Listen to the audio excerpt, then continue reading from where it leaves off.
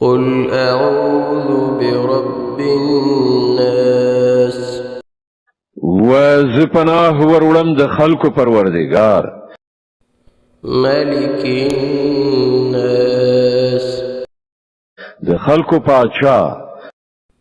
إله الناس د خلق حقيقي معبود من